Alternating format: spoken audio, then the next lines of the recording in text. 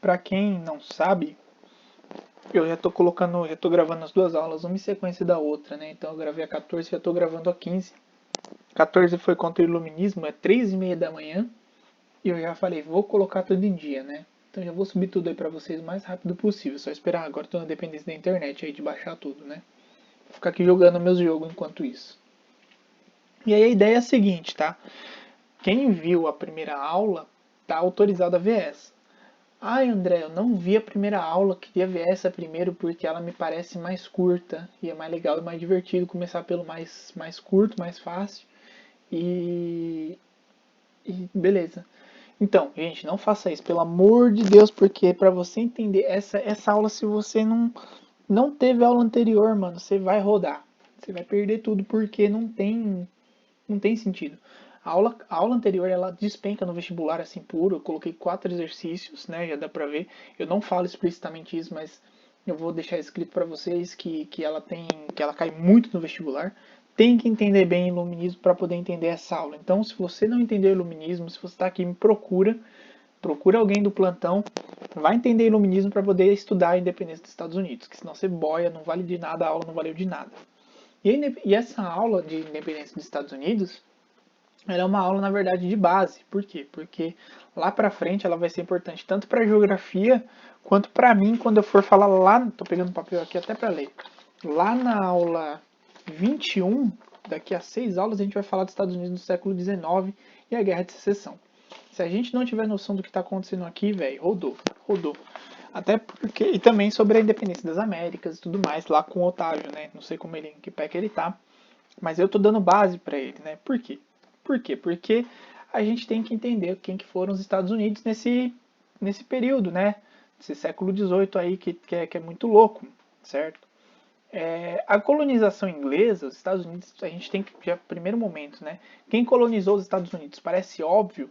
Aliás, uma outra coisa também. Essa aula aqui é 15 minutinhos, 20 minutinhos, se Deus quiser, assim a gente já termina, tá? Não tem nem questão de vestibular. Então a ideia é a seguinte, né? Quem colonizou os Estados Unidos? Quem colonizou os Estados Unidos, né? Parece óbvio, mas não é. Então eu tenho que deixar escrito aqui que quem colonizou os Estados Unidos foi a Inglaterra, tá? É, e a colonização inglesa, ela em relação à colonização norte-americana, ela foi diferente das outras, tá? E é muito, eu sei que teve muita gente que aprendeu e aliás muitos pais que aprenderam que, especialmente se for conversar com seu pai, com a sua mãe, ai pai, por que que os Estados Unidos deu certo, o Brasil não, né? Já começa com vários cargos de preconceito aí nessa história, mas por que que os Estados Unidos virou o que virou e o Brasil empacou? Ah, filho, porque a colonização inglesa foi de povoamento, enquanto do brasileiro foi de extração. Gente, isso é um modelo muito simples de se estudar, tá? Vocês podem ter aprendido isso lá na terceira, quarta série, é para ela servir. Agora não, agora a gente tem que entender melhor isso, tá? A gente tem que entender que a Inglaterra não é só porque lá foi uma colônia de povoamento, porque o Brasil podia ser uma colônia de povoamento e ter, por exemplo, uma conduta de Portugal um pouco mais liberal em relação ao Brasil, que o Brasil talvez desenvolvesse tanto quanto os Estados Unidos em relação à riqueza nessa época. Aliás, o Brasil nessa época era muito mais rico que os Estados Unidos, tá? Então são, ou era no mínimo equiparados, tá? Então assim, são medidas que a gente tem que prestar atenção. A Inglaterra ela exercia a princípio, a gente vai ver que mais para frente essa relação ela vai mudar, mas a princípio a Inglaterra exercia uma conduta muito mais liberal em relação à colonização dos Estados Unidos, né? E tudo ficava na paz, tudo ia na paz, né? Até que com a Revolução Industrial a Inglaterra ela necessitava ampliar o comércio dela. Ela tinha que escoar os produtos que ela produzia. Para onde eu vou mandar isso? Vou mandar para os Estados Unidos. Foi o primeiro pensamento que eles tiveram, né? E os Estados Unidos, óbvio que eles não gostavam muito. Por quê? E aí, esse é o primeiro elemento da aula que a gente tem que ter muito claro, tá?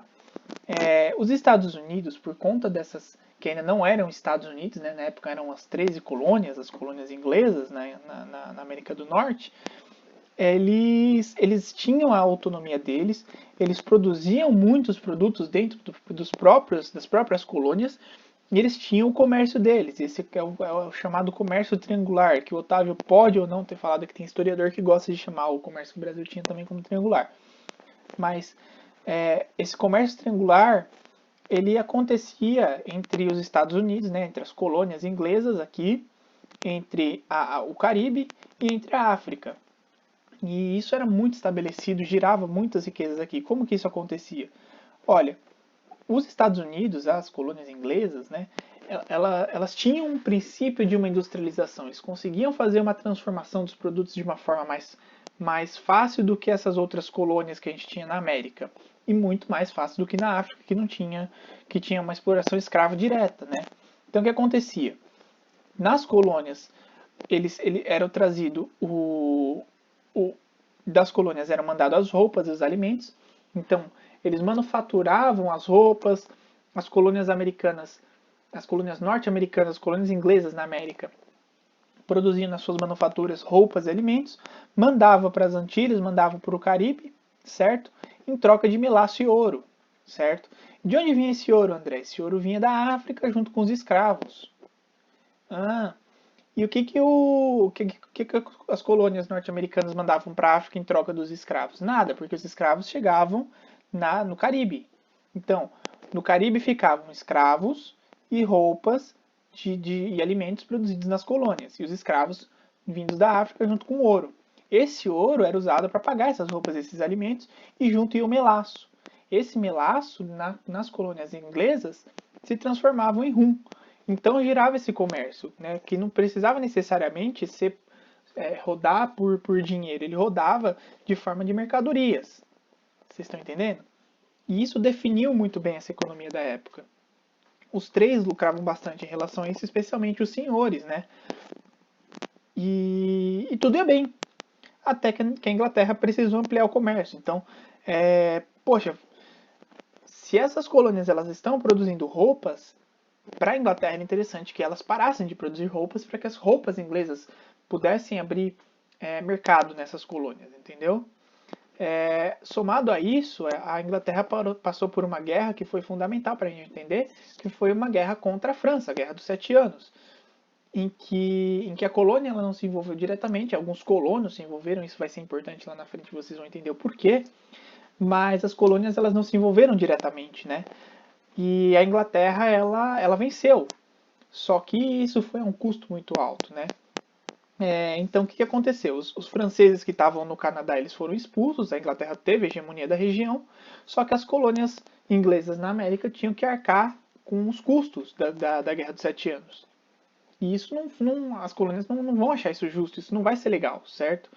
Então, por conta dessa autonomia política e econômica que essas colônias já vinham tendo, somados aos ideais iluministas da aula anterior, que a gente já estava falando, e que eles se chegam nessas colônias inglesas, eles chegam nas colônias inglesas, eles começam a questionar por que a gente tem que se manter no colonialismo se existe hoje um pensamento que me abraça muito mais do que o pensamento mercantilista. Né? Então, essa autonomia política e econômica mais o iluminismo vão ser faíscas para os movimentos de independência da América inglesa, certo? Acho que até agora está claro. E aí o que acontece? A Inglaterra vai olhar isso, ela vai tentar, ao invés de tentar negociar, ela vai tentar apertar mais ainda essa relação que eles têm com as colônias da América, né? Então o que os ingleses eles falam? Eles começam a falar, olha, existe uma necessidade para marchar para o oeste, né? Por quê? Porque lá tem franceses, lá tem espanhóis. Vamos expulsar esses caras de lá, vamos tentar ganhar mais espaço, né? E aí, que de forma a gente vai fazer isso? Vamos começar a criar leis para que as pessoas ou elas tenham que sair dessa terra para conseguir novos recursos, ou para que elas comecem a fazer comércio somente aqui, somente com o nosso, e a gente conseguir lucrar mais, né? Quais são esses comércios, né? Quais são essas leis? Primeira lei que aí eu coloquei as leis que estão em destaque na apostila, algumas eu pulei também, tá, gente? Leiam a apostila tá muito boa, os textos da apostila são muito bons. Só que a primeira lei que a gente tem que ter noção é a lei da moeda. Qual que é a lei da moeda? Nas colônias americanas não vai se produzir dinheiro, não se produz moeda. Toda moeda vai vir da Inglaterra. Isso já deixa descontente, mas não é o suficiente. As pessoas já começam a ficar descontentes, mas elas ainda não vão atrás da briga, tá? Qual é a segunda lei? Aí depois vem as leis dos selos. O que é a lei do selo? A lei do selo é que toda publicação dentro das colônias inglesas na América do Norte vão precisar de um selo da rainha, um selo que você paga para ter. Então, qualquer livro, qualquer carta, Até baralho tinha que ter um selo da rainha. Mas isso ainda não foi o suficiente para deixar os americanos bravos. Aí teve a lei do açúcar. O açúcar, a partir de agora, só vai ser comercializado das Antilhas inglesas. Esse seu comércio triangular, ele não pode mais acontecer, porque você está comercializando com o francês, você está comercializando com o holandês e a gente não aceita. Isso abala, mas ainda não é o suficiente para fazer os caras saírem óbvio que isso já estava extremamente estremecido, tá, gente? O que eu estou fazendo aqui é só um exagero didático. Por quê? Porque o que veio para rachar, o que os americanos não suportaram de jeito nenhum foi a lei do chá. Ah, não, mexeu com o meu chá, eu não deixo. Que foi a Tea Party, né? A festa do chá de Boston. Festa mesmo, eles chamam de festa. Inclusive, reza a lenda que um americano ele se vestiu de índio e começou. Por quê? Porque apareceu a lei do chá, que era só pode vir um chá agora, vocês não podem mais produzir chá, e todo chá que vocês consumirem vem das Índias Ocidentais, vem de comércio inglês, certo? E a gente não pode esquecer que existe toda aquela tradição do chá britânico que se transportou para os Estados Unidos. Nessa época, a gente tinha essa cultura muito mais intrínseca, muito mais ligada do que tem hoje. Né? Esse chá das 5 dos ingleses hoje em dia não faz tanto parte do pensamento norte-americano, né? Desse pensamento, até porque nesse momento eles estão rompendo, inclusive. Mas o chá, a lei do chá foi a saideira, vamos dizer assim, mas foi mais a gota d'água, tá, gente? Não entendam como uma gota d'água, não entendam como, foi por conta da lei do chá. Não, é uma somatória de coisas que estão acontecendo, né, certo? O comércio deles estava diferente, eles já não tinham mais produção de dinheiro, isso inflaciona os preços, né? Se você não tem dinheiro entrando, as coisas que estão dentro do seu país ficam muito mais caras, o dinheiro começa a ficar muito mais raro, né? E aí o parlamento inglês ele vai colocar várias leis, né, que os próprios americanos eles entendem como leis intoleráveis, certo? Eles boicotam, eles simplesmente não acatam, né? O que foi? Aliás, eu não falei, né? O que foi a lei do chá? O que foi a festa do chá? Então ele foi lá, destruiu todo o carregamento do chá das Índias Ocidentais, o cara, né? E falou, não, agora a gente vai ter chá aqui nos Estados Unidos sim, e caguei pro que vocês estão falando, tá certo? Caguei. E aí o parlamento inglês ele vai publicar essas leis, que são consideradas leis intoleráveis, certo? Acontece o boicote por parte dos americanos, que se reúnem num congresso, que é considerado o primeiro congresso internacional intercontinental nos Estados Unidos, nas colônias inglesas, na verdade, ainda não era Estados Unidos, né? Quando eu falo Estados Unidos, entendo colônias inglesas, pelo amor de Deus, certo? Então, esse congresso ele vai estabelecer várias coisas, dentre elas, de que o país vai entrar numa guerra de independência, a gente vai partir para a independência que a gente quer. A nossa independência, eles declaram em 1776 que eles são independentes da Inglaterra, certo? E a Inglaterra não vai aceitar isso de uma forma fácil, vai ter uma guerra, certo? E por que a Inglaterra não ganha uma guerra na colônia? E por que a partir desse momento as colônias vão começar a ter um sucesso, né? Importante. Agora entra o filé mignon da aula, a parte mais importante. O que a gente tem que entender aqui? Por que a gente está estudando isso se a gente mora no Brasil, né? Porque os Estados Unidos foram os primeiros países da América, foi o primeiro país da América, na verdade, foi o primeiro país da América a declarar a independência do país deles. Então eles viram e falam, vai se fuder, não quero mais do jeito que tá. Quero ser independente, eu tenho meu direito de ser independente. E eles conseguem independência. Gente, isso vai inspirar todos os outros países da América Latina. Não é à toa que em menos de 100 anos está todo mundo independente já. Entendeu? Isso foi um processo muito rápido. E as ideias iluministas somadas com a expansão do pensamento do sucesso norte-americano vai inspirar as outras colônias, inclusive o Brasil, certo? A gente ficou independente logo em seguida. Né? 1822 a gente já estava lá. Isso, gente, isso é menos de 50 anos, eu acho. Né? Mas enfim, isso é menos de 50 anos. Então é importante, cara, vocês pensarem, sei lá, você quer ter uma noção? É só você comparar o que está acontecendo agora em 2020 com o que estava acontecendo na década de 80, né? Olha só. É 80, 70, 70, 30, 30, 70. O que estava acontecendo na década de 70. Você acha que a ditadura está longe do Brasil? Você acha que a ditadura ela influencia no que acontece hoje na nossa sociedade? Pois então, é a mesma coisa. É a mesma coisa. São 50 anos de diferença só. Teve gente que nasceu, seu pai e sua mãe viveram sobre a ditadura, velho, provavelmente. Os meus viveram, né? Não sei qual a idade dos pais de vocês. Mas se seu pai não viveu, seu avô viveu.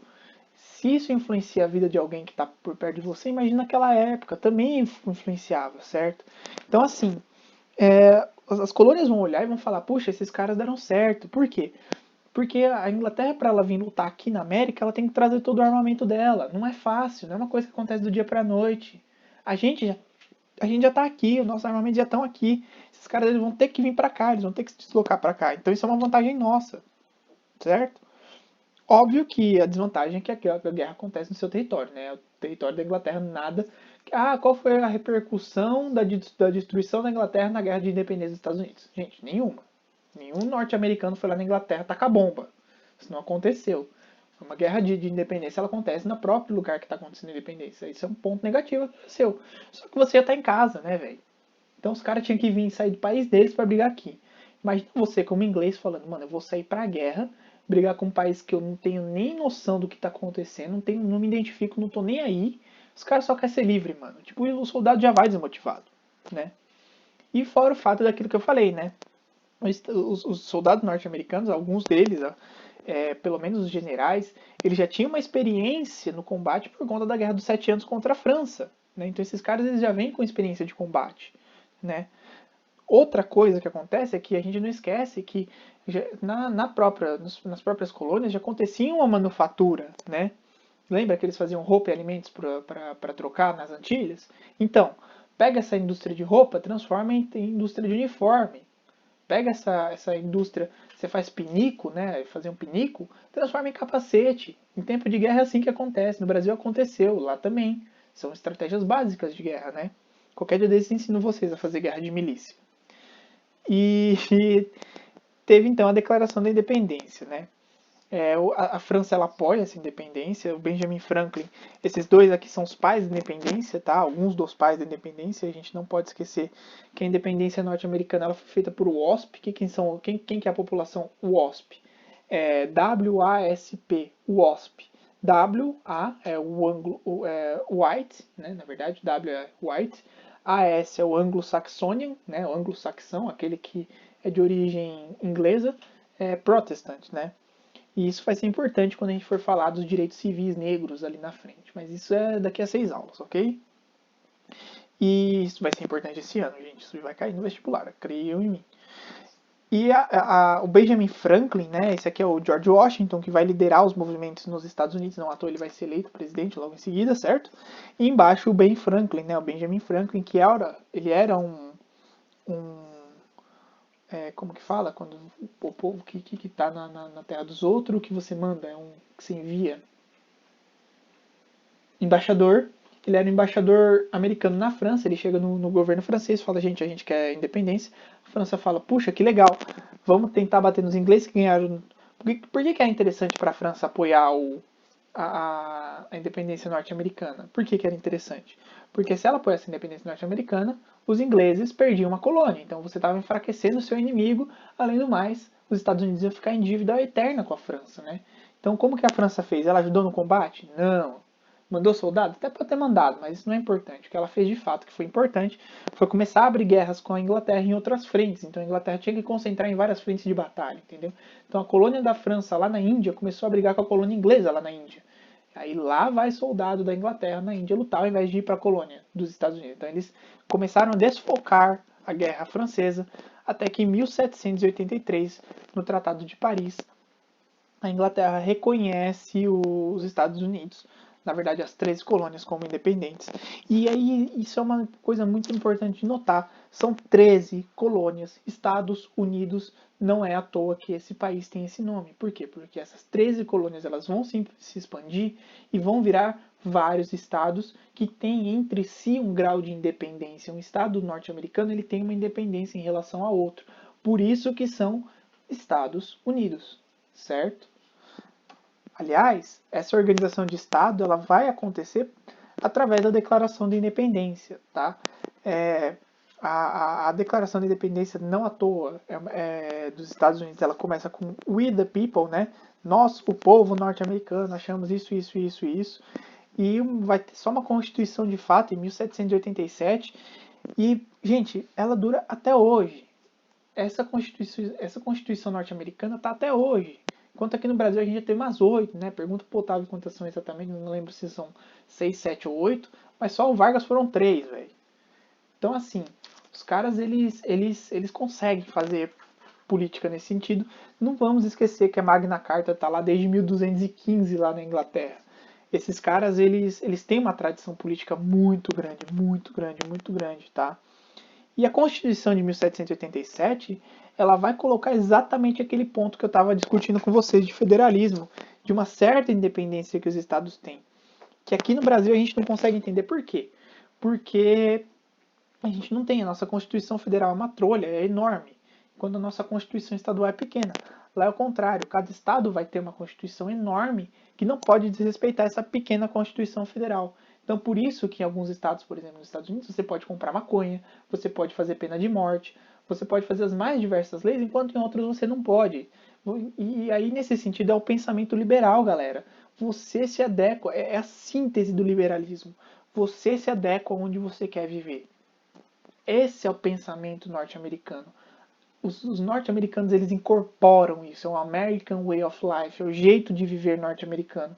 Aqui nesse país você vai ter liberdade, aqui nesse país a gente fala que todos os nossos cidadãos são iguais, a gente fala aqui nesse país que todo mundo tem direito à liberdade, à fraternidade, à igualdade, tudo mais. Gente, isso são os moldes iluministas, isso são os pensamentos iluministas acontecendo numa Constituição Federal norte-americana desde 1787, desde a Declaração da Independência, velho.